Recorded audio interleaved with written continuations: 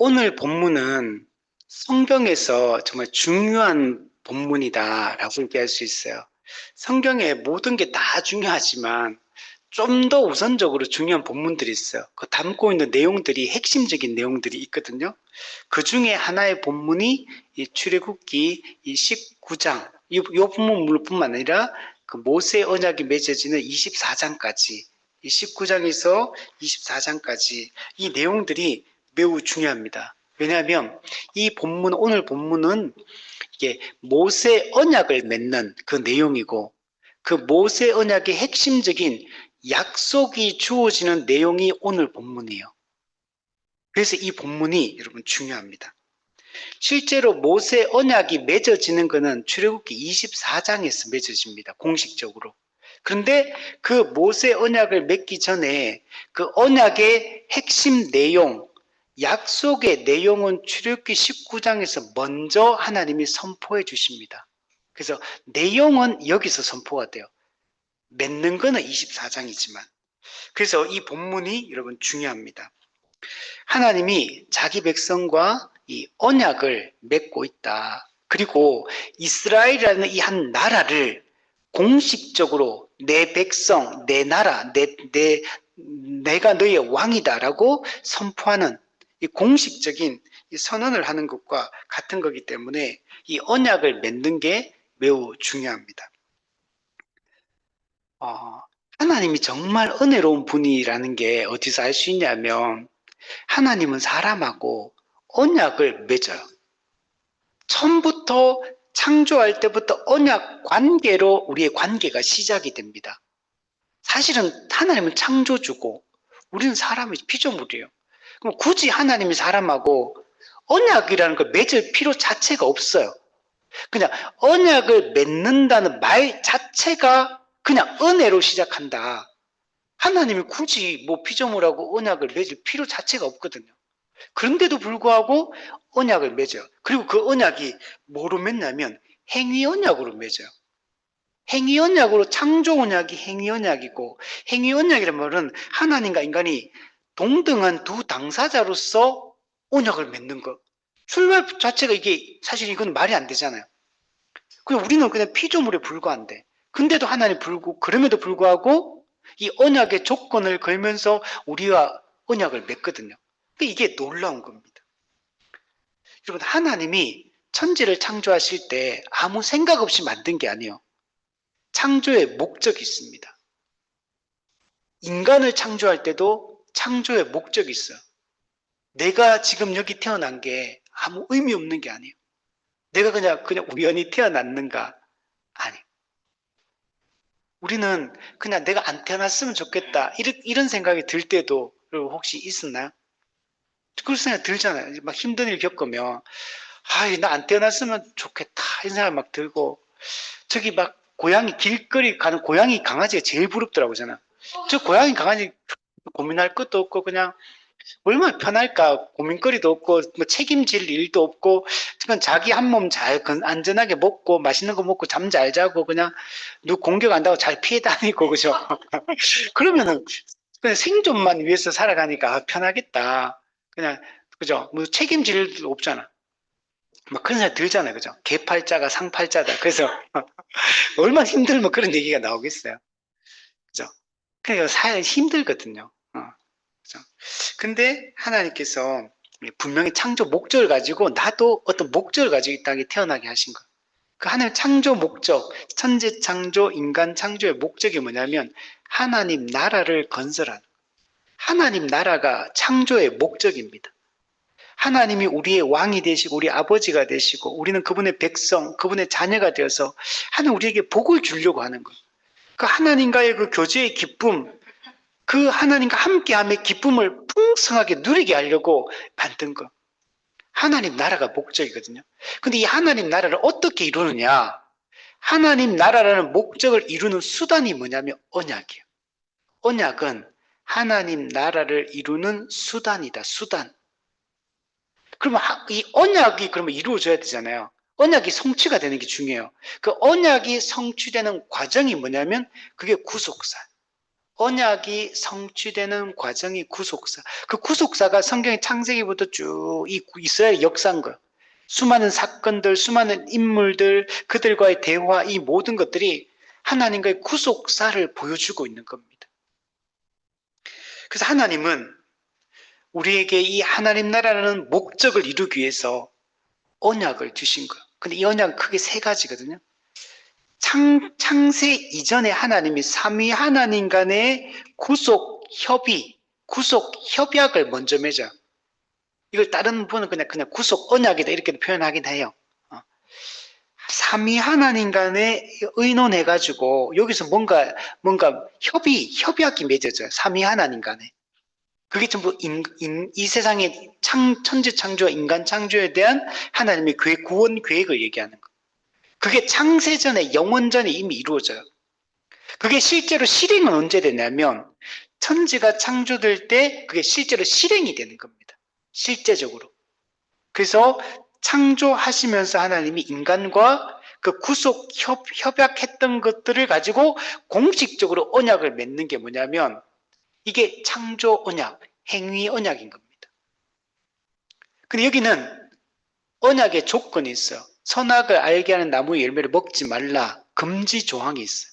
이거 순종하면 언약의 조건을 지키면 생명나무가 보증하는 영원한 생명을 줄 것이고 만약에 불순종하면 사망의 형벌을 당할 것이다.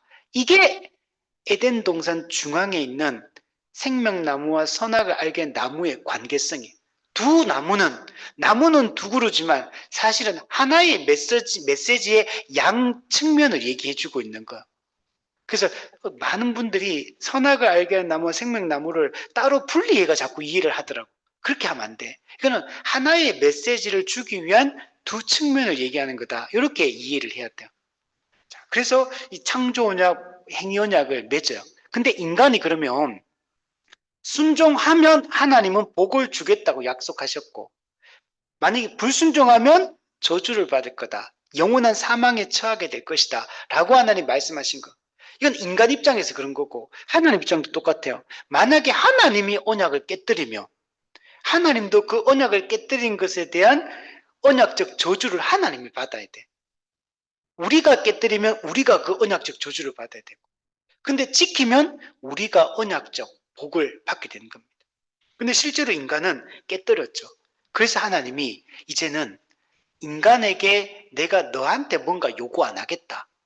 너한테 어떤 언약의 조건을 걸고 네가 이거 해라 마라 네가 하는 거 보고 이렇게 하든 저렇게 하든 이렇게 하겠다 이렇게 안 하시는 거 우리 인간한테 아무것도 이제 요구하지 않겠다 라고 말씀하세요. 근데 사실은 우리 인간을 대신해서 예수 그리스도께서 우리 인간의 대표로서 언약을 다시 맺으십니다. 그게 은혜 언약이에요. 은혜 언약은 우리하고 직접적으로 맺는 게 아니고 우리의 대표이신 예수님을 완전한 인간으로 보내어 예수님과 하나님 사이에 맺어지는 거. 이게 은혜 언약이에요. 근데 사실 그 예수님이란 분은 어떤 분이요? 우리 인간의 대표예요. 마지막 아담. 인간의 대표로서 하나님과 예수님 맺은 거. 그러니까 예수님이 하나님과 언약을 맺을 때, 이 은혜 언약을 맺을 때, 이 속에는 우리는 어때요? 사실 포함되어 있는 겁니다. 예수님이 대표로서 예수님 맺었지만 우리도 예수님 안에서 이 모든 복을 누려요. 그래서 두 번째 대표가 중요해요. 첫 번째 대표는 아담은 실패하니까 우리도 다 원죄를 지어. 죄책과 부패성을 지게 됐잖아요. 두 번째 대표다 만약 예수님이 실패하면 우리도 그러면은 그 결과를 우리도 또 짊어져야 돼. 근데 예수님이 성공하시면 우리도 그 성공의 그 대가를 우리도 누리게 되는 거예요. 이게 언약이에요. 그러니까 행위 언약이라는 게 은혜 언약이라고 해서 행위 언약의 기본적 요구가 사라진 게 아니야. 그걸 갖다가 행위 언약, 창조 언약이라고 할 때는 우리 인간이 직접 그 언약의 조건을 지킬 것을 요구했던 거고 근데 그게 실패했기 때문에 우리야 인간에게 이제 직접적으로 그걸 요구하진 않겠다는 거 하나님께서 대신에 그 행위 언약 하나님의 법이 요구하는 그 자체는 여전히 유효한 거야. 그래서 그 행위 언약의 요구를 율법의 요구를 누가 지키냐? 우리의 대표가 대신 그걸 행하는 거야. 그래서 우리도 예수님 안에서 예수님이 율법을 다 지키시고 하나님의 법대로 행하셨기 때문에 우리도 그 은혜를 우리가 받아 누리는 거야. 하나님은 우리를 보실 때 우리 스스로가 그걸 안 지켰죠. 근데 예수님이 지키셨기 때문에 예수님 믿음으로 그리스도와 연합하고 그리스도 안에서 우리도 다 지킨 걸로 하나님이 인정해 주시고 선언해 주시고 있는 겁니다. 그래서 우리가 법정적 칭의를 얻을 수 있게 된 거예요. 그래서 그래서 언약의 이 본문들이 매우 중요한 겁니다. 그래서 이 아브라함 언약이 창세기 15장에서 맺어지고 이 모세 언약이 24장에서 맺어지고 19장에서 약속되고 24장에서 맺어지고 다윗 언약이 사무엘하 7장에서 맺어지고 그리고 예레미야 31장과 에스겔 36장에서 새 언약이 예언, 선언됩니다. 출애굽기 19장처럼 미리 그 약속의 내용이 먼저 주어지고 실제로 새 언약이 맺어지는 것은 예수님이 십자가에 못 박기 전날 밤 6월절 만찬하는 그 성만찬이 이루어지는 그때 새 언약이 실제로 체결이 되는 거예요. 체결, 공식적으로. 그리고 새 언약이 체결되면 새 언약을 지켜야 되죠. 그 성취되는 게 언제냐? 그 다음 날인 예수님 십자가 못 박혀 죽는 걸 통해 새 언약이 성취가 되어지게 돼요. 그리고 예수님 재림하셔서 새 언약이 완성이 여러분 되게 되는 겁니다. 이런 과정처럼 오늘 이 모세 언약의 약속이 선언되는 이 19장에서 대개 19장부터 24장이 매우 중요하고 여기는 뭐가 담겨 있냐면 새 언약의 그 옛 언약의 내용이 담겨 있을 뿐만 아니고 10계명이 주어집니다. 출애굽기 20장에서. 그리고 그 21장부터 20장 중반부 후반부터 10계명 율법의 이행세칙 세부적인 율법이 주어져요. 그리고 나서 24장에서 새 언약이 공식적으로 맺어지게 되고 그리고 그 이후에 뭐가 하면 성막을 만들라고 하셔요. 하나님이 내가 너희와 언약을 맺은 너희와 내가 영원히 함께 하겠다. 내가 너희의 영원한 아버지가 되고 너희 왕이 되겠다. 그걸 보여주는 장면이 성막을 만드는 걸 통해 보여주고 있는 거예요. 그래서 이 19장부터 출애굽기 40장까지 이 내용들이 너무 중요해요. 모세 언약이 맺어지면서 법도 주어지고 성막도 만들고 성막이 영원히 백성들과 함께 하게 되잖아요. 하나님의 임재, 영원한 하나님의 함께 하심이 이루어지는 내용이 이 출애굽기 19장부터 40장까지 나타나고 있어요. 그러니까 이 본문이 엄청 중요한 거예요. 그래서 이 내용들을 살펴보면 이 출애굽기 이 내용들을 살펴보면 정말 신약 복음서 읽는 것처럼 느껴져. 이 복음의 내용이 가득히 담겨 있는 내용이 또 여기다 절기도 나오죠. 제사, 5대 제사에 대한 얘기도 나오고 이런 것들이 전부 다 5대 제사는 레위기에 나오고 이런 내용들이 너무너무 우리한테 은혜로운 거예요. 하나님이 함께 하심을 증거하고 있기 때문에. 자, 그래서 이런 큰 틀에서 이제 오늘부터 19장부터 이제 특히 24장까지 우리가 이 내용들을 꼼꼼하게 잘 살펴보는 게 중요합니다. 자, 1절, 2절에 보시면 이스라엘 백성들이 르비딤을 떠나서 시내 광야에 도착하는 내용이 여러분 담겨 있습니다. 우리 1절, 2절 보시면 이스라엘 자손이 애굽 땅을 떠난 지 3개월이 되던 날, 딱 3개월이 되던 날 그들이 시내 광야에 이르게 됩니다. 그들이 르비딤을 떠나 시내 광야에 이르러 그 광야에 장막을 쳤다. 그리고 이스라엘이 거기 산 앞에 장막을 쳤다. 이렇게 이야기를 하고 있습니다. 자, 애굽 탈출한 지 지금 3개월째 시내산에 딱 도착을 했습니다. 이때까지 왔던 과정을 보면 그 애굽의 람셋에서 첫 출발했거든요. 람셋, 그다음 숫꽃, 에담, 마라, 엘림, 그리고 르비딤. 그 전에 신광야, 르비딤, 신의 광야. 이렇게 지금 이 순서대로 이 지역 이동을 이렇게 했습니다. 이스라엘 백성들은 바로 이곳 시내산에서 하나님이 직접 시내산에 강림하시고 그들에게 10계명의 두 돌판을 주시고 그리고 언약을 맺으십니다. 여기서 하나님과 공식적으로 이스라엘 백성, 이스라엘 나라가 하나님과 택함 받은 선민, 택한 백성으로서 공식적으로 이 언약이 맺어지게 되는 겁니다. 그리고 율법이 주어지고 성막을 짓게 되고 이게 다 뭐냐면 이스라엘 나라가 신정국가, 하나님이 다스리는 왕으로 직접 다스리는 신정국가의 초석이 마련되는 이 장면이 이 19장부터 이게 등장을 하고 있는 겁니다. 신정국가가 뭡니까? 하나님, 신이 다스리는 나라인데 이건 뭐냐면 하나님 나라를 얘기하는 거예요. 하나님이 통치하는 나라가 그 하나님 나라의 기틀이 마련되고 하나님이 왕이고 우리가 그의 백성으로서 하나님의 율법, 법을 따라 살아가는 이 기본적인 이 국가로서의 나라로서의 이 기본 초석이 마련되는 게 바로 이 출애굽기의 이 내용입니다. 그래서 이스라엘 나라는 실제적 하나님 나라는 아니에요, 사실은. 하나님 나라의 실체는 아니에요. 그러나 하나님 나라의 모형입니다, 모형. 그래서 모형적 하나님 나라가 이제 건설되어가는 이 공식적인 첫 출발선과 같은 게 바로 이 모세 언약이 맺어지는 것이다 라고 얘기를 할 수 있습니다. 이스라엘 백성들은 람세스 애굽을 떠나서 약 500km 정도 이제 걸어와가지고 지금 시내산에 여러분 도착한 거예요.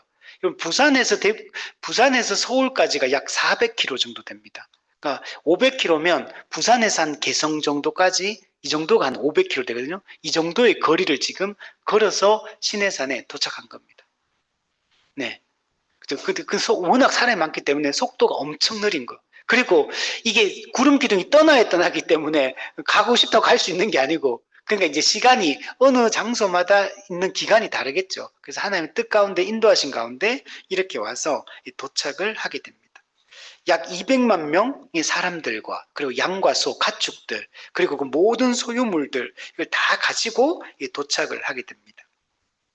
우리가 출애굽기 앞부분을 봤듯이 출애굽이라는 과정 자체가 정말 기적이에요. 홍해를 도하고 애국 군대가 수장되는 거 기적이에요. 바로가 보내준 것 자체가 기적입니다. 그죠?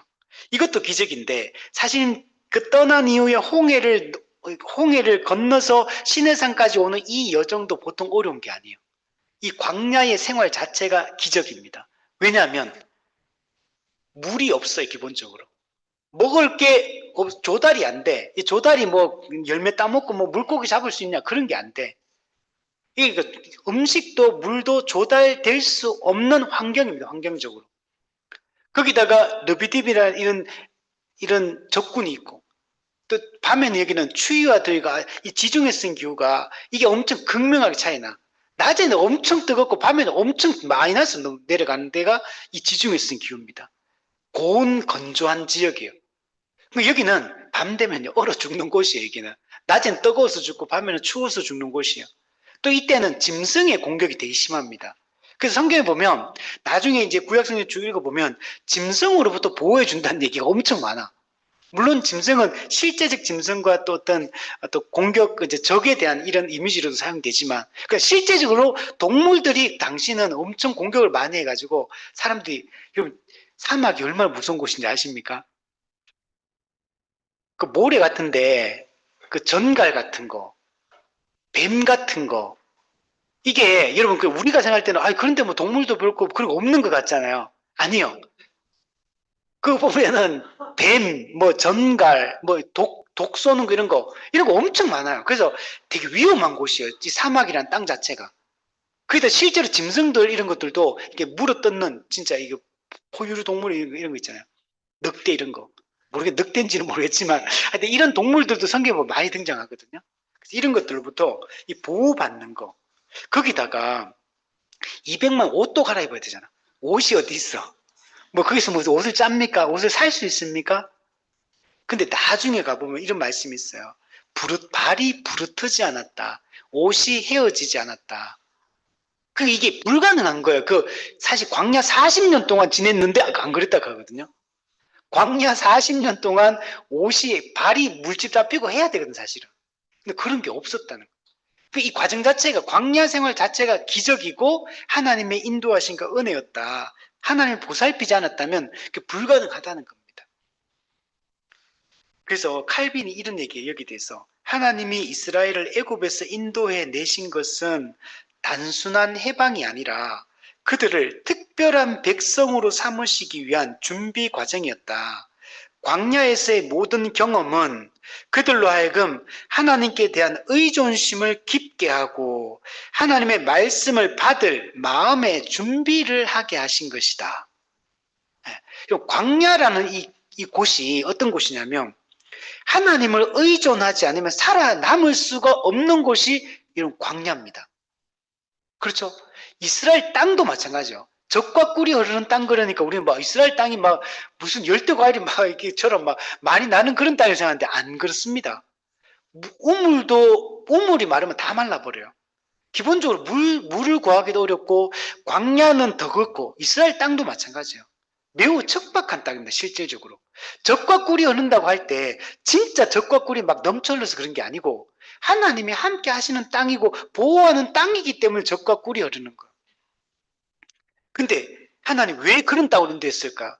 예를 들면 우리 살기 좋은 그런 땅들 있잖아요. 나일강의 삼각주 있잖아요. 그 당시를 보면 그 나일강 삼각주 에덴 동산 같다 그랬거든요. 항상 좋은 땅을 얘기할 때 나오는 장소가 어디냐면 나일강의 삼각주 지대하고 소돔과 고무라의 그 사이바다 끝에 있는 고기가 양쪽에서 강물이 흘러서 만나는 지역이 소돔과 고무라예요. 소돔과 고무라가 에덴 동산과 애굽 땅 같다 그러거든요. 예를 들면 하나님 이스라엘 백성들을 나일강의 삼각주를 젖과 꿀이 흐르는 땅으로 만들 수도 있잖아. 아니면 소돔과 고무라를 중심으로 그 백성을 거기 심을 수도 있잖아요. 근데 하나님 거기 안 심어요. 이스라엘 땅은 척박한 땅이에요.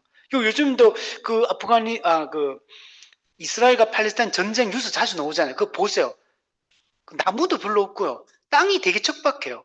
그리고 거기는 바위산. 되게 땅이 안 좋은 땅. 강수량 자체가 얼마 없어요. 여기는 살기 힘들어. 비가 내릴 때 어떻게 내리냐면 조금씩 안 내려. 우기 때 왕창 내려버려. 왕창 내리면 어때요? 물이 땅속에 흡수가 안 되고 그냥 흘러내려가 버려. 그러니까 땅이 항상 메마른 땅이 되는 거야. 이게 이스라엘 땅의 특징이에요. 근데 여러분 이런 땅이 하나님 인도한 지금 이 출애굽 이후의 이 광야 생활도 마찬가지 그런 땅이에요. 근데 하나님 이 광야 또 어때요? 먹을 것, 마실 것, 아말렉과 전투에서 보호해 주시고 그 이때 인도하시잖아요. 이 자체가 우리에게는 은혜입니다. 근데 이렇게 하신 이런 땅으로 인도하는 이유가 하나님을 의지하게 하려고 하나님의 말씀을 받을 준비를 하려고 만약에 우리가 막 모든 환경이 좋고 조건이 좋고 하는 일마다 성공하고 막 그랬다면 이스라엘 백성들 하나님 의지했겠습니까? 하나님 말씀을 받겠어요? 그리고 말씀이 힘들고 어려운 일을 겪고 막 눈물 젖은 빵을 먹어봐야지 말씀을 받을 준비가 돼요. 그래서 하나님 그렇게 하시는 것 같아요. 그걸 그렇게 인도하시는 것 같아요. 이런 과정을 통해 정말 준비시키고 있구나. 아까도 얘기했지만 가수 유열이 정말 그 힘든 과정을 겪었고 그런데도 불구하고 이제는 그 말씀을 더 깊이 받아들이고 그 하나님의 은혜에 반응해서 자기가 살겠다고 인생을 이렇게 한다고 그랬잖아요. 우리도 그렇지 않습니까? 우리가 힘든 일을 겪어보면 힘든 사람의 사정을 아는 거죠. 제가 아까 얘기했던 이번 주에 제가 만났던 그분도 정말 보통 사람의 4-5배 힘든 그 과정을 그것도 한꺼번에 연달아 왔더라고요. 연달아. 완전 내가 안 죽은 게 정말 대단하다. 이런 어려움들을 겪고도 근데 하나님 은혜가 함께 하니까 그걸 견뎌내고 이겨내고 그리고 이제 그렇게 이런 걸 겪어보니까 이제 이분이 하시는 말씀이 힘든 사람 자기는 너무 잘 보인다는 거예요. 그래서 그분들을 위로해주고 싶다. 그분들을 긍휼히 여기고 위로하고 그분들을 돕고 살고 싶다. 이런 얘기를 하시더라고요. 실제로 그런 역할들을 하시는 것 같더라고요. 힘든 일을 겪어보니까 다른 사람이 힘든 그 마음을 너무 잘 이해하는 거예요. 아픈 사람의 심정을 알잖아요. 사실 안 아파보면 사실 알 수 없거든요. 그 일을 안 겪어보고는 사실은 알 수 없어요. 제가 며칠 전에 안녕하세요 프로그램 있잖아요. 그게 여자아이가 나왔는데 얘가 초등학교 지금 4학년이었어. 그 당시에 봤을 때. 근데 얘가 초등학교 1학년부터 4학년까지 학교 와서 단 한마디도 안 했다 하더라고. 안녕하세요 이 말조차도 안 했다 하더라고. 4년 동안.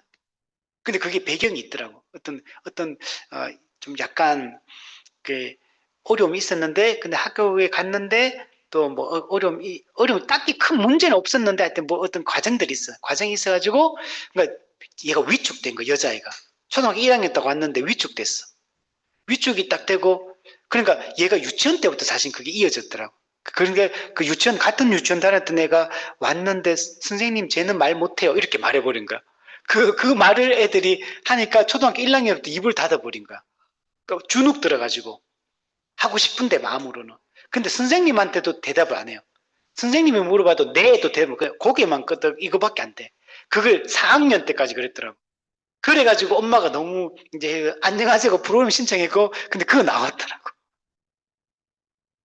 그래 거기서 근데 자기 친구 아주 친한 친구가 이제 2명이 나왔더라고. 걔들하고는 얘기를 조금씩 한다 하더라고. 근데 아주 그냥 진짜 간단한 대화들 중심으로 해가지고 근데 그 외에는 공식적으로는 말 자체를 안 한대요. 학교에서 아예.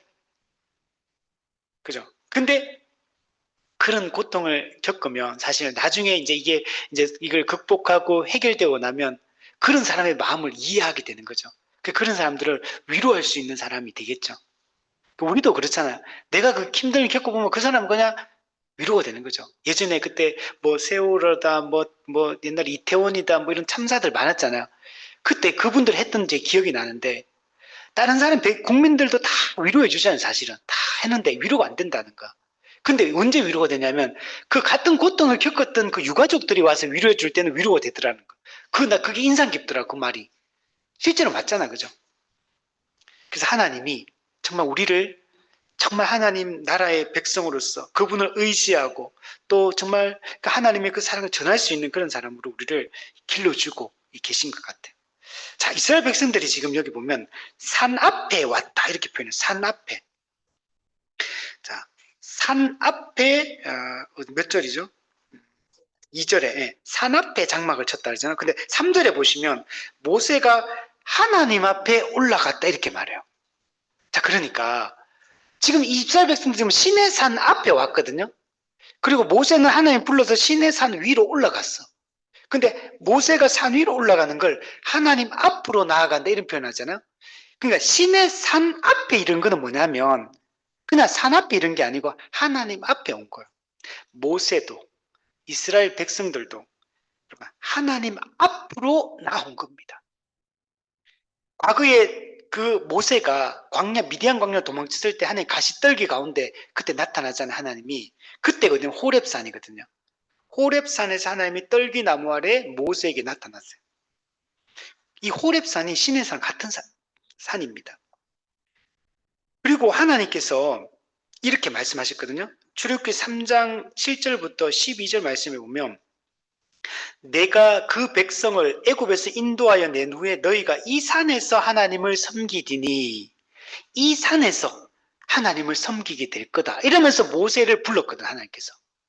근데 그 말씀이 지금 실제로 성취되어서 이스라엘 백성이 이 산 앞에 와가지고 지금 하나님을 섬기고 있는 거예요. 모세가 그 가시떨기에서 처음에 이 얘기 들었을 때는 모세가 못 믿었거든요.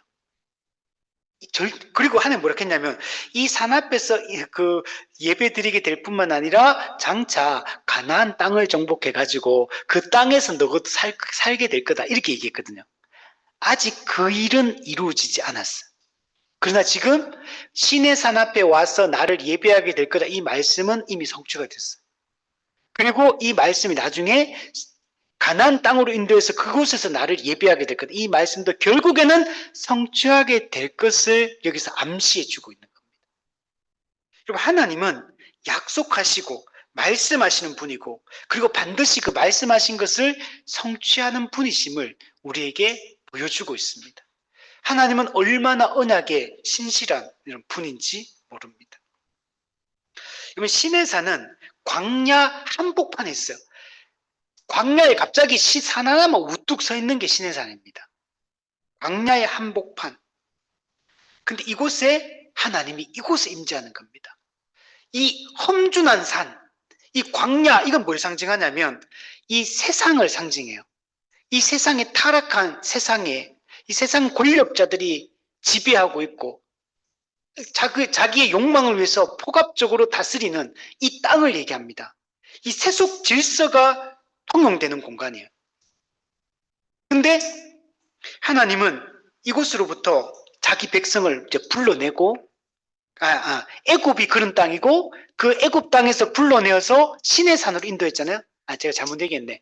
애굽이 그런 곳이고 애굽이 세상에 폭력이 있는 곳이고 시내산은 어떤 곳이냐면 그것으로부터 분리된 공간, 단절된 공간이잖아요. 애굽에서 떠나와 가지고 광야에 있는데 광야 한복판에 시내산이 우뚝 서 있잖아요. 이곳에 하나님이 임재하신다는 것. 즉, 이 세상의 권력과 세상의 질서, 세속 질서로부터 완전히 단절된 그곳에서 누구를 만나냐면 하나님을 만나게 되는 겁니다. 우리도 마찬가지죠. 우리가 이 세상에서 잘 될 때, 세상에서 성공할 때, 세상에서 어떤 명예와 인기를 가지고 인정을 받든 그곳에서 하나님을 만나는 것이 아니고, 하나님은 이 세상 질서로부터 우리를 건져내어서 하나님 딱 분리시키고 단절시켜서 그곳 광야에서, 그 광야의 한복판에서 하나님은 우리를 만나시는 겁니다. 이것이 여러분 하나님의 방법이에요. 그리고 여러분 이스라엘 백성들이 이 시내 광야로 오게 된 것도 자기 뜻대로 왔습니까?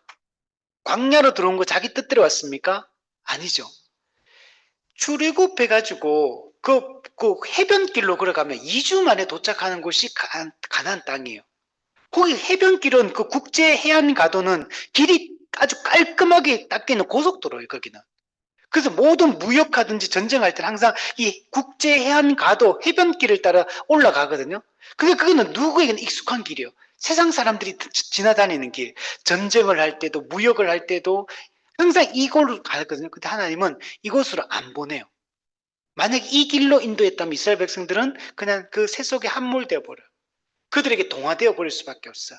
하나님을 바라볼 수 없는 곳이에요. 그곳에서는. 근데 하나님이 의도적으로 자꾸 두 번에 걸쳐서 의도적으로 길을 털잖아요. 길을 털고 또 틀어서 결국에는 이 가장 광야 한복판으로 인도해요. 가장 물도 없고 먹을 것도 없고 짐승의 때가 있고 추위와 더위를 견뎌야 되고 가장 어떻게 보면 안전하지 않다라고 인간적으로 생각하면 판단되는 이곳으로 하나님 인도해서 이 단절되고 분리된 이곳에서 하나님이 자기 백성을 만나고 있는 겁니다. 그래서 우리 찬양 중에도 광야를 지나며 라는 찬양이잖아요. 그럼 성경에서 광야라는 곳은 하나님이 만나는 장소고 우리가 철저하게 하나님을 의존하게 만드는 장소고 하나님을 붙들게 만드는 장소, 이곳이 바로 이런 광야인 겁니다. 이곳에서 하나님만이 유일하게 우리를 도울 수 있는 분이고 그분이 절대 주권자이시며 그분이 우리의 보호자이시며 그분이 우리의 공급자이심을 이 공간적 분리라는 이걸 통해 가지고 우리에게 알려주고 있는 겁니다. 오직 하나님만이 우리의 살 길이에요.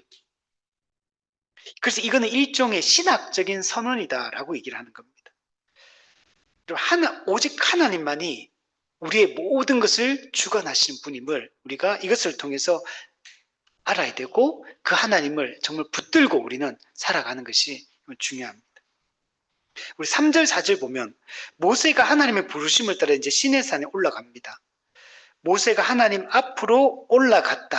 그러니까 여호와께서 산에서 그를 불러서 말씀하십니다. 너는 이같이 야곱의 집에 말하고 이스라엘 자손들에게 말하라. 야곱의 집, 이스라엘 자손들, 이스라엘 백성들을 얘기하는 거. 그들에게 뭐라 말하라는 거. 하나님의 말씀을 전달해라. 네가 전달하라고 말해. 그 내용이 뭐냐면 내가 애굽 사람에게 어떻게 행하였음과 내가 어떻게 독수리 날개로 너희를 업어 내게로 인도하였음을 너희가 보았느니라. 자, 하나님이 출애굽했던 거 어떻게 그들의 독수리 날개로 업어서 엄마가 아기를 업어서 이렇게 보호하듯이 하나님이 우리를 업어서 우리를 이 땅으로 인도했다라고 이 이야기를 이스라엘 백성들에게 전달하라는 거. 이거는 전부 뭡니까? 이스라엘 백성이 실제로 경험했던 거잖아요. 자기들이 직접 겪었던 거예요. 경험했던 것들이에요. 그래서 너희가 보았느니라. 직접 경험한 것이 아니냐. 근데 그걸 뭐합니까 지금? 되새기고 있는 거예요. 상기시키고 있는 거예요. 하나님이 어떻게 그 애굽의 그 바로의 치하에서 우리를 어떻게 인도했는지, 어떻게 우리를 그 광야의 더위와 추위로부터, 그 짐승의 위협으로부터, 그 모든 그 물과 먹을 것이 없는 그곳으로부터 어떻게 우리를 업어서 이곳까지 인도했는지 그걸 기억하게 하는 거예요. 하나님의 은혜의 역사, 구원의 역사, 그것을 다시 한번 상기시키는 이 작업을 하고 있는 것을 볼 수 있습니다. 하나님은 이스라엘 백성에 직접 말하지 않아요. 모세를 통해 전달하게 하십니다. 여러분, 모세의 중보 사역이 중요합니다. 하나님이 말씀을 주시고 그 하나님의 말씀을 받아서 모세는 백성에게 전달하는 이 중보 사역을 합니다. 이 모세의 중보 사역은 장차 있을 그리스도의 완전한 중보 사역을 예표를 하고 있는 겁니다. 그래서 우리는 이 그리스도의 이 중보 사역을 통해서 우리는 하나님과의 관계가 온전히 회복되게 되고 하나님의 완전한 보호와 공급과 돌봄과 보살핌을 받으며 사는 하나님의 친백성이 여러분 되게 된 거예요. 그리고 우리는 지금 하나님의 그 보호를 받으며 살고 있는 겁니다. 영적으로 보면 하나님이 우리를 독수리 날개로 업어서 이 구원의 자리, 이 교회로 여러분 우리를 들이신 겁니다. 하나님 나라의 현시인 이 교회 안으로 우리를 이끌어 들이신 분은 하나님이십니다. 이건 전적인 은혜로 이렇게 하신 겁니다. 이거는 단순한 과거에 대한 회상이 아니고 이스라엘 백성들을 이 기억하게 하나님의 은혜를 기억하게 함으로 이들을 교육하고 있는 거. 이들이 앞으로 이제 걸어갈 길들이 많잖아요. 이제 가나안 땅을 정복해야 돼요. 이 모든 과정에 과거에 우리 삶 속에 역사하셨던 그 하나님을 기억하게 함으로 믿음을 굳건하게 세워서 장차 가나안 족속과 싸울 때 두려워하지 말고 가서 내가 너에게 준 땅을 취하라, 정복하라 이렇게 말씀을 하고 계신 겁니다. 예, 그 과거의 과정들을 생각해 보면 10가지 재앙, 홍해 바다를 건너는 이 모든 사건들을 생생하게 직접 이스라엘 백성들은 눈으로 목도한 겁니다. 자기 몸으로 직접 체득한 겁니다. 여러분 이게 필요한 이유가 이제 앞으로 율법을 줄 거거든요. 이제 20장에 율법을 주시고 또 앞으로 성막을 만들고 하나님이 함께 하심을 확신하고 가나안 땅을 향해 가서 정복하게 하시는데 그걸 하기 전에 우리가 어떤 은혜를 받았는지 우리가 누구인지 우리의 보호자가 누구인지 이걸 기억하는 게 중요한 겁니다. 전쟁을 하기 전에 우리가 은혜로 무장되어 있는 게 중요합니다. 그래야지만 실제적 가나안 땅 정복이라는 전투를 할 때 안 넘어질 수가 있게 돼요. 우리 철로역정에도 보면 크리스찬이 구원받은 이후에 교회에서 이제 겸손의 골짜기 사망이 엄침한 골짜기로 들어가거든요. 예수 믿고 구원받고 세례받고 이제 성찬의 은혜를 함께 나누고 교회적 삶을 살면서 이제 하나님의 전신갑주로 무장이 되잖아요. 그러면 이제 가야 될 곳이 어디냐면 영적 전투의 현장으로 들어가요. 본격적인 마귀의 공격이 시작되는 영적 전투의 현장으로 들어가기 전에 뭐 하냐면 무장시키는 작업들을 해요. 십자가를 체험하기 전에도 해석자의 집에 가가지고 해석자가 7가지 가르침을 줍니다. 해석자는 성령님을 얘기해요. 즉 세례받기 이전에 먼저 하느냐 7가지 가르침, 복음의 핵심적인 가르침을 통해 가지고 참된 복음을 알고 있는지를 이게 점검하는 세례 문답 과정 같은 거. 그 과정을 7가지 가르침을 통해서 성령님께서 하시는 게 있거든요. 그리고 교회에 들어와서 세례받고 이제 성찬을 참여해요. 그래서 은혜 받고 하나님의 전신갑주로 무장해요. 이제 본격적으로 영적인 삶이 시작되는 겁니다. 그 영적인 삶의 본질은 영적 전투예요. 근데 영적 전투하기 전에 무장되어 있어야 되고 준비가 되어 있어야 돼. 지금 이 과정도 똑같아. 이제 율법을 갖고 본격적으로 이제는 이제 영적 전투를 하면서 이제 앞으로 나아가서 진격해 들어가야 되잖아요.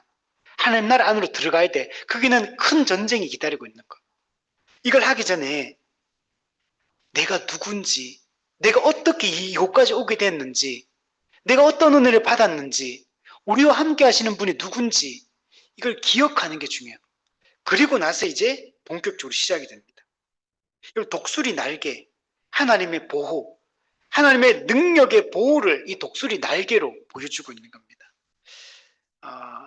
이게 실제인지는 모르겠어요. 하여튼 성경에 이게 나와 있으니까. 근데 이걸 해석하는 학자들을 보면 독수리는 새끼를 등 위에 태워가지고 안전하게 딴 데로 옮긴다. 뭐 이렇게 기록이 돼 있더라고요. 근데 실제 독수리가 등 위에 새끼를 올려가지고 이게 가는 건지 그건 잘 모르겠어요. 저도. 제 생각에는 그냥 꼬리로 이게 입을 물고 가지 않을까 이런 생각이. 고양이들 새끼 옮기는 거 보면 이게 물어가지고 이렇게 옮기잖아요. 어쨌든 간에 뭐 올리든 그건 잘 모르겠지만 이제 어쨌든 하나님께서 독수리 날개로 업어서 너희를 인도했다. 그러니까 중요한 건 어쨌든 하나님이 보호한다는 거잖아요. 하나님이 능력으로 보호하신다는 걸 말하는 겁니다. 그래서 하나님이 이때까지 홍해에서도 애굽에서도 계속 아말렉 앞에서도 우리를 보호해 주셨어. 우리 인도해 주셨어. 앞으로도 그렇게 하실 거다. 하나님이 영원히 우리와 함께 하실 것이고 지속적으로 보호해 주시고 돌봐 주실 것을 믿어야 된다는 거예요. 이 목적이 뭐냐면 하나님과 이 언약 관계 안에 있게 하려고 하는 거예요. 이 하나님과의 이 관계에서 벗어나지 않게 하는데 이 목적이 있는 겁니다. 그냥 이스라엘 백성들이 해야 될 일은 하나님의 이 약속의 말씀을 믿고 여기에 머물러 있는 거예요. 그냥 머물러 있는 게 우리가 해야 될 일입니다. 이 하나님을 신뢰하고 여기 머물러 있어야 돼요.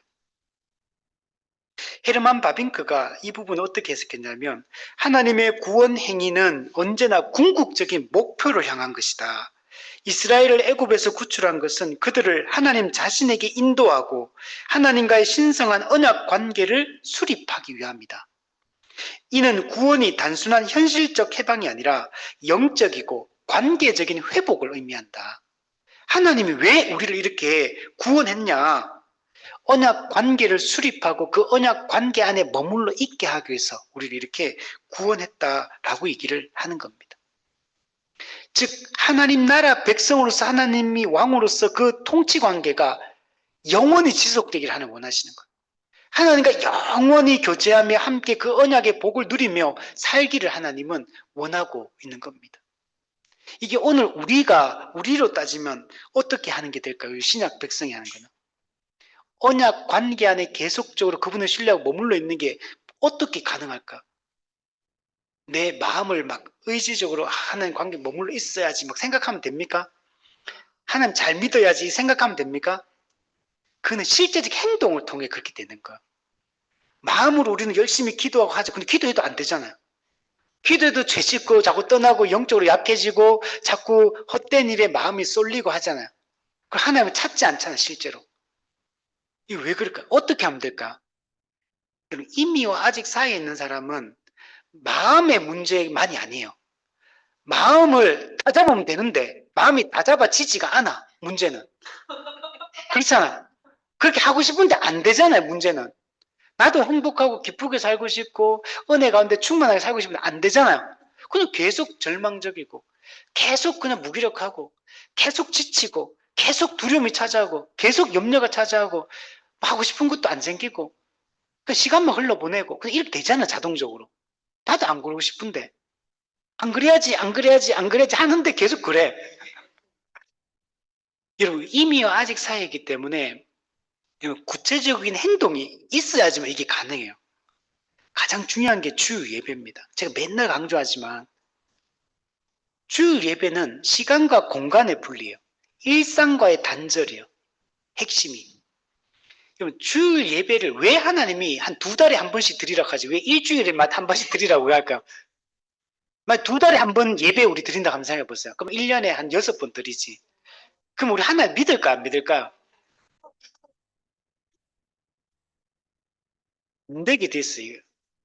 하나님이 7일이라는 사이클은 하나님이 만든 사이클이에요.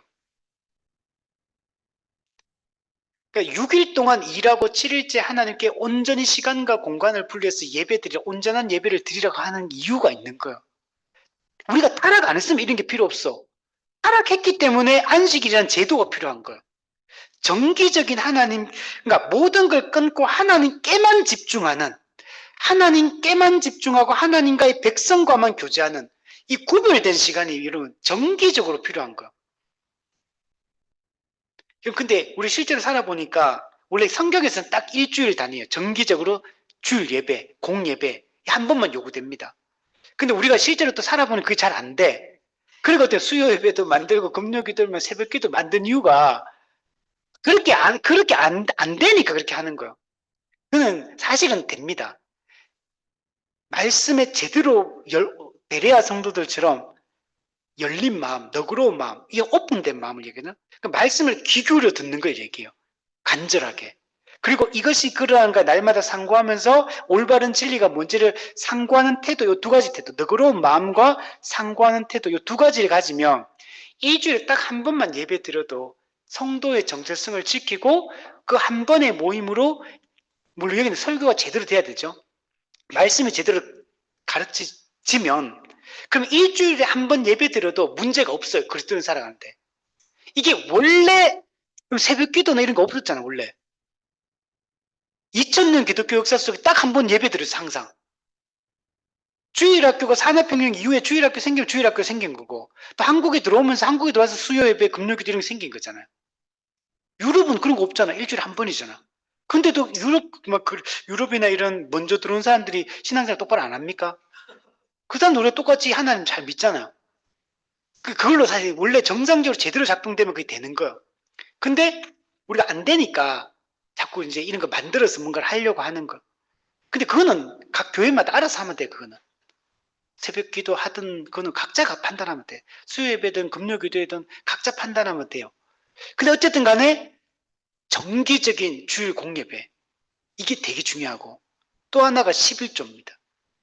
11조가 뭐 그렇게 돈이 그게 그러냐 그럴 수 있는데 아니요.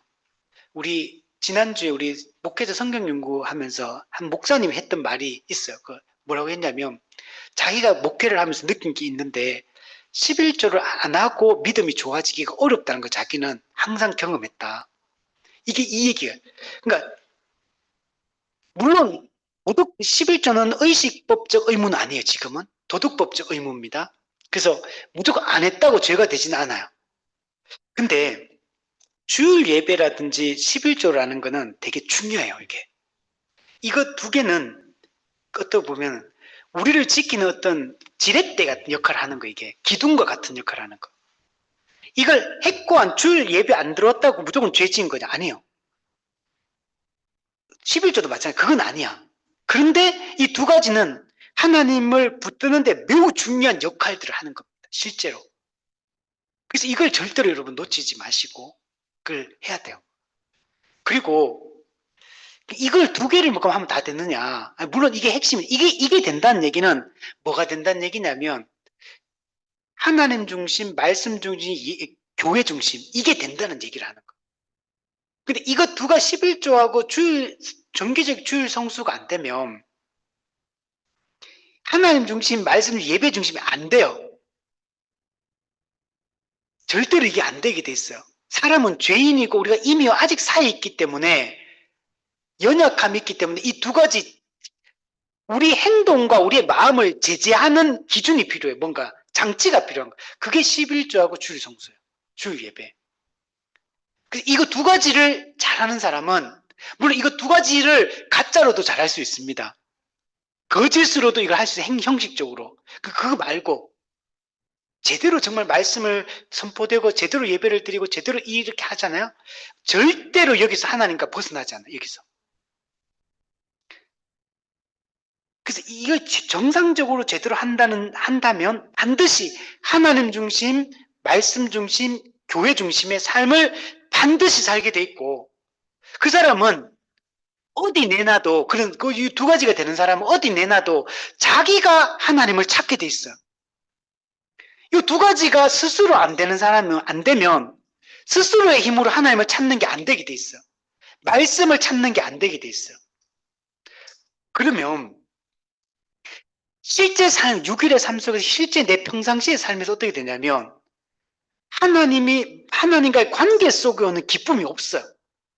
말씀이 제공해주는 확신과 담대함이 없어요. 그렇지 않습니까? 보통 사람 다 그래요. 제가 예전에 했죠. 제가 개척하기 전에 한 5개월 그때 사역 안 하고 지냈던 기간. 그때 저 주일 예배 겨우 드렸어. 내가 그때 얘기했잖아. 맞죠? 수요 예배도 안 갔고 금요 기도 안 새벽 기도도 안 가고 주일 오후 예배도 심지어 안 갔어요. 오전 예배 드리고 애들 데리고 집에 바로 왔어. 그걸 5개월 동안 했어. 거의. 물론 이제 중간중간에 갈 때도 있죠. 물론 있긴 있지만. 근데 거의 안 갔어요. 갈 마음이 안 생기더라고. 가고 싶은 마음이 안 생기더라고. 목회자인데 개척하려고 하는데. 심각하죠? 제가 그때 저도 제가 그럴 줄 몰랐어요. 제가 그렇게 되더라고. 나도 모르게. 지금도 마찬가지예요. 지금도 제가 매일 말씀 보고 매일 기도하고 매일 막 할 것 같죠?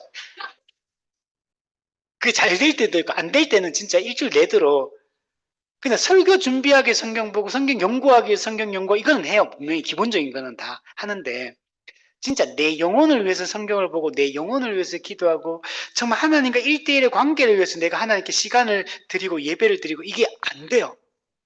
지금도 그게 안 돼요. 될 때가 있고 안 될 때가 있어요. 그만큼 사람이 약하다는 걸 얘기하는 거. 모든 면에서 마찬가지요. 그게 우리 삶 속에 나타나고 아까 그 제일 처음에 물어봤잖아요. 여러분 행복하십니까?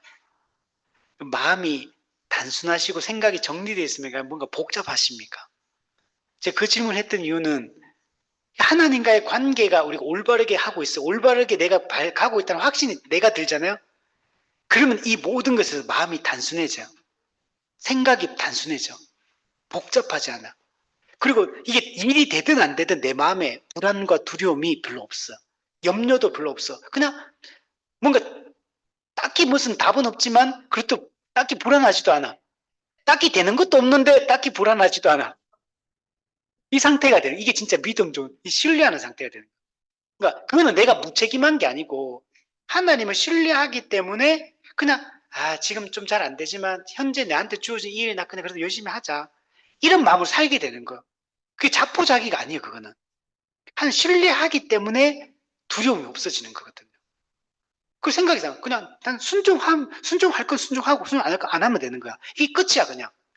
지금 이렇게 하는 게 하나님 기뻐하실까 안 하실까 생각해보고 아니면 안 하면 되고 맞으면 하면 되고 이게 끝이야, 그냥. 더 이상에 대해서는 그냥 결과는 항상 하나님께 맡기는 거 우리는. 결과를 내가 자꾸 조정할 수 없어요. 내가 이만큼 노력해서 이만큼 결과가 나와. 아니요. 이만큼 노력해도 요만큼 결과가 안 나올 때도 있고 요만큼 노력했는데 이만큼 결과가 나올 때도 있는 거야. 우리 살아보면 내 생각대로 안 돼요. 내가 통제할 수 없다는 걸 알게 돼. 그래서 중요한 거는 내가 정말 예배와 말씀과 기도와 성도의 교제와 여기 집중해야 돼요. 항상 모든 순간에 여기에 마음이 쏠려 있어야 돼. 여기 모든 순간에 모든 내 삶의 가장 우선순위가 내 마음의 관심사가 내가 하고 싶은 일이 이거여야 돼. 이래야 돼. 난 하루 종일 그냥 기도하고 찬송하고 말씀만 보고 싶어. 근데 그러면 안 되잖아요. 일도 해야 되니까. 잠도 자야 되니까. 그러니까 진짜 하고 싶은 그거 진짜 하고 싶은데 다른 일이 있으니까 다른 것도 하고. 근데 빈 시간들 있잖아요. 남는 시간들, 빈 시간들, 내가 시간을 조정할 수 있는 시간들. 근데 그 시간에 이런 영적인 활동을 하고 싶어져야 돼요. 그게 기본적인 성도의 자세야 돼. 무슨 말인지 알겠죠? 그래서 평상시에 늘 말씀 배우고 하나님께 나아가고 하나님 교제하고 꼭 뭐 산책을 하더라도 하나님과 함께 산책하고 이게 기본 우리의 정서가 돼야 된다는 거예요. 일을 하더라도 일은 일하고 있지 당연히. 일하고 있지만 일하면서도 계속 하나님이 생각나고 은혜가 생각나고 교회가 생각나고 성도와의 교제가 생각나고 계속 그래야 돼. 까마득 끼고 있다가 어느 순간에 하나님도 잊어버리고 있어. 한 번도 하나님 생각 안 해. 그냥 현실의 일에 그냥 내가 함몰되어 있을 수 있어. 그러니까 이러면 안 된다는 거. 그냥 맨날 교회만 오라는 얘기가 아니고 맨날 성경 보면 하라는 얘기가 아니고 각자 할 일을 해야죠. 열심히. 근데 마음의 중심에는 그래야 된다는 거. 그게 우리의 기본 태도여야 된다. 이걸 우리 확신했으면 좋겠습니다. 자, 우리 마지막 5절 6절 보면 세계가 다 내게 속하였나니 너희가 자 세계가 내게 다 속하였다. 하나 어떤 분이냐? 온 우주의 하나님이에요. 하나님은 이스라엘만 다스린 분이 아니에요. 이스라엘의 지역신, 나라신이 아니에요. 하나님은 천지를 창조하신 분이고 천지를 통치하신 분이고 천지의 오직 유일한 하나님이에요. 한 분 하나님, 유일하신 하나님. 지금 이 당시 사람들은 그렇게 생각 안 하거든요. 다신교적 사상을 가지고 있잖아요. 근데 사실 신은 오직 하나님밖에 없는 거예요. 그리고 우리는 이스라엘 백성 어떤 분이요?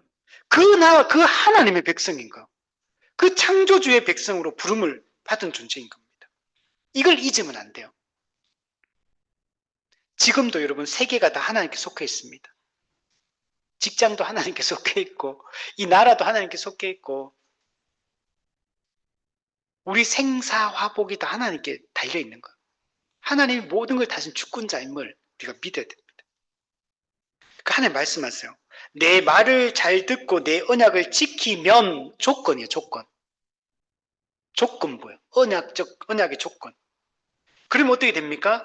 너희가 내 소유가 되고 제사장 나라가 되고 거룩한 백성이 될 것이다. 그러면 좀 우리가 좀 이해가 좀 안 되죠. 조건에 따라 내가 이거 하면 이렇게 되고 이렇게 안 하면 이렇게 안 되나? 그리고 막 조건 안 지키면 그럼 하나님 백성 못 되나? 이렇게 생각하시죠. 이거는 그런 말이 아니에요. 그리고 이스라엘 백성들은 이미 하나님의 백성이 됐잖아요. 이미. 언제? 출애굽기 12장에서 6월절 어린 양 피를 통과함으로 이미 구원받아 하나님의 백성이 됐잖아요. 이미 된 거야. 지금 이 모세 언약은 율법을 지키면 내 백성이 될 거고 율법 안 지키면 내 백성 못 돼. 이런 얘기 하는 게 아니에요. 지금. 무슨 말인지 알겠죠? 이들이 하나님의 백성 된 건 하나님의 십자가의 은혜, 보혈의 은혜, 6월절 어린 양의 그 피로 말미암아 우리가 하나님의 백성이 된 거고 은혜로. 근데 언약 백성 된 자들에게 지금 이 말씀하는 거. 너희가 내 말을 잘 듣고 내 언약을 지키면 모든 민족 중에 내 소유가 되고 너희가 내게 대하여 제사장 나라가 되며 거룩한 백성이 될 것이다. 이거는 구원과 관련된 문제가 아니에요. 구원받고 난 이후에 하나님의 백성이 하나님의 백성답게 율법에 순종하여 살아갈 때 그 백성다움이 온천하에 선포되어지고 드러나게 될 것이다. 하나님의 백성으로서 백성답게 율법에 순종하여 살아가면 그 받게 될 언약적 복, 누림과 관련 누림. 그래서 이 구약 이스라엘 백성들 보세요. 말씀에 순종할 때 어때요? 국가가 번영합니다. 그리고 번성해요. 번창하고 강해 또 부강해집니다. 그게 다윗 세운 다윗 왕국이에요. 그 구약에는 그리고 물질적 복에 대한 구약의 얘기가 많잖아요. 이거 다 뭐냐면 하나님의 백성이 하나님의 백성답게 순종하여 말씀대로 살아가면 어떻게 되냐? 백성이 충만한 복을 누리며 이 땅에서 하나님 나라의 풍성함을 누리며 살게 되고 만약 순종 안 하면 일시적으로 징계를 당하는 거예요. 징계당하고 그리고 순종할 때 받는 복들, 실제적 누림들 이게 다 사라지게 되는 거예요. 실제로 우리 경험적으로 똑같지 않습니까? 지금 예수 잘 믿고 사는 말씀에 순종하고 교회를 중심으로 사는 사람 사시지 않아서 똑같습니까? 하나님나라의 복을 우리가 일상에서 누리는 게 똑같아요. 확신부터 다르잖아요. 구원의 확신부터 막 흔들리고 한 사람은 강하게 확신 가운데 있고 똑같은 고난을 당했어. 똑같이 암 걸렸어. 반응이 똑같습니까? 마음의 상태가 달라요. 하다가 사업이 망했어요. 물질적 곤고함이 찾아왔어. 똑같습니까? 반응이? 다 달라요. 누림이 다른 거예요. 백성이 백성답게 순종을 살아갈 때 이 땅에서 그 하나님 나라를 얼마나 누리고 그 하나님과의 관계적 복을 얼마나 풍성하게 누리느냐의 문제예요. 이거는. 근데 만약에 그렇게 살지 않으면 어떻게 돼요? 징계를 당하는 거예요. 히브리서 말씀드렸죠. 징계하지 않는 아들이 있겠느냐. 징계는 사생자에게 하는 게 아니고 자기 백성 아들에게 하는 게 징계인 거예요. 이거는 징계는 구원의 취소가 아니에요. 이거는 지옥 가는 게 아니에요. 이거는 잘못했을 때 벌 받는 거예요. 벌 받는 거. 부모가 자식을 벌 받는 거지. 애 잘못했다고 네 호적 팔아 이렇게 하진 않잖아요. 그죠? 그냥 징계하는 거 돌이키게 하기 위해서. 그러나 어쨌든 징계 당하는 그 과정이 어때요? 힘들잖아요. 고통스럽고 관계적 어려움이 있는 거죠. 하나님이 그렇게 하신다는 걸 말해주고 있는 거예요. 그래서 순종이 여러분 중요합니다. 여러분 은혜는 무조건적이에요. 은혜는 우리의 공로와 행위와 상관없어요. 무조건적이에요. 그러나 언약적 복, 물론 구원 자체가 언약적 복이에요. 근데 언약적 복에는 구원의 복 그 자체를 담겨 있고 플러스 하나님의 백성으로 거룩하게 살아갈 때 이 땅에서 누리게 되는 복들이 있어요. 그런 것들은 우리가 어떻게 순종하느냐 하지 않느냐에 따라서 완전히 달라지게 되는 거예요. 그게 구약 이스라엘 백성이 보여주는 모습이에요. 그래서 율법에 순종할 때는 이스라엘 나라가 물질적으로도 부유해지고 하나님과 관계도 잘 되고 모든 백성이 서로 관계가 서로 사랑하며 살아가는데 안 살아갈 때 어떻습니까? 착취합니다.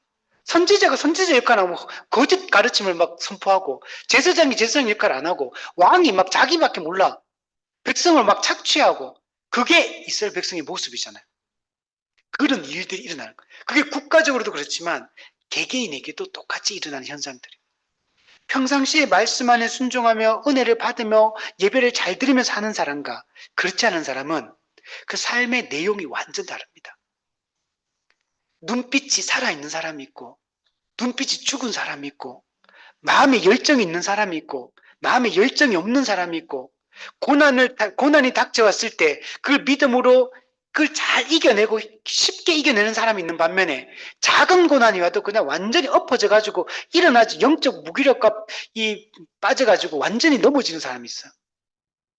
큰 고통 가운데 그 시간이 오래 갈 수도 있어요.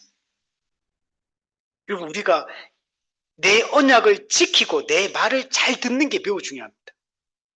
그 잘 듣는 게 어떻게 나타나요? 말을 잘 듣는 거는 행동으로 나타나는 거. 말을 잘 듣는지 안 듣는지는 행동으로 나타나는 거. 평상시에 우리가 말씀을 읽느냐, 성경을 연구하느냐, 평상시에 이 기도를 골방 기도를 하느냐, 평상시에 예배를 잘 드리느냐, 평상시에 11조를 잘 드리느냐, 평상시에 교회적 삶을 성도의 교제를 중요하게 여기고 이런 것들을 하려고 애쓰느냐, 이게 다 행동으로 다 나타나는 거예요. 그래서 여러분 행동을 얘기하면 또 율법 행위 아닙니까? 율법주의 아닙니까? 아니요, 그건 율법주의가 아니고 만약에 구원의 문제를 그런 식으로 접근한다면 그거는 율법주의가 맞아요. 이거는 구원의 문제를 취급하는 게 아니잖아요. 이거는 구원받은 백성이 하나님의 백성으로서 그분과 교제하며 살아가는 문제를 얘기하는 거.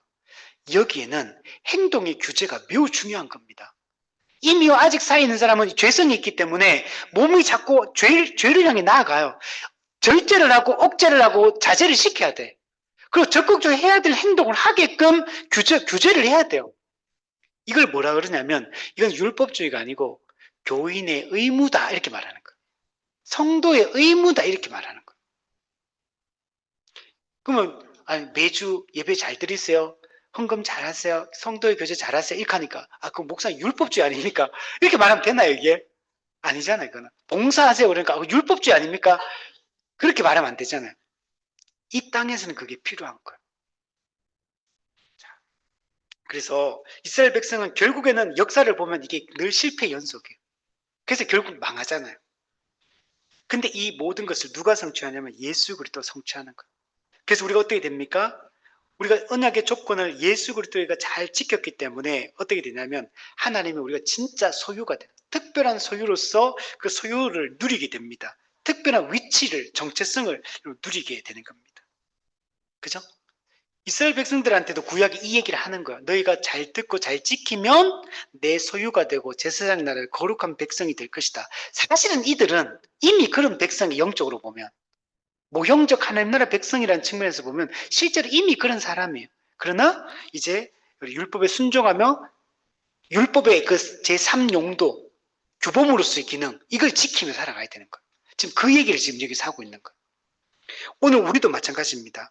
오늘 우리도 말씀을 순종하고 이렇게 살아가면 하나님의 소유로서 특별한 그 확신과 관계를 누리며 살아가게 될 것이고 제사장 나라는 복음의 통로로서의 사명과 관련된 문제예요. 그러면 교회가 우리가 제사장 나라로서 제사장으로서 이 복음을 전하는 복음의 통로로서의 역할을 감당하며 이 땅을 우리는 살게 될 것이고 거룩한 백성 우리는 실제로 이미 거룩한 백성이 되었죠. 근데 실제로 거룩함이 삶 속에서 열매로서 거룩한 삶의 증거들이 나타나게 돼요. 이게 오늘 우리입니다. 그래서 예수 그리스도가 이 모든 걸 성취하셨고 우리도 이제는 이것을 실제로 누리며 이걸 겉으로 바깥으로 외부로 드러내며 우리는 살게 됩니다. 그래서 우리는 은혜로 구원받고 유월절 어린 양의 피로 구원받고 그 이후에 율법의 규범적 기능을 따라 율법에 순종하며 살아가면 실제로 우리가 하나님의 백성이고 거룩한 존재이며 이 사명을 감당하는 존재로서 이 땅을 우리 실제적으로 살게 되고 그러면 우리 마음속에 어떤 의미는 담대함과 신과 그리고 우리의 정말 이런 마음을 가지고 우리가 은혜 충만한 마음으로 실제적 그 복을 누리며 이 땅에서부터 우리는 살아가게 되는 겁니다. 하나님과의 관계에 대한 확신, 그리고 실제적 그 주어지는 언약적 복들을 실제적으로 누리며 우리가 살게 됩니다. 우리가 이런 삶을 살 수 있었으면 좋겠습니다.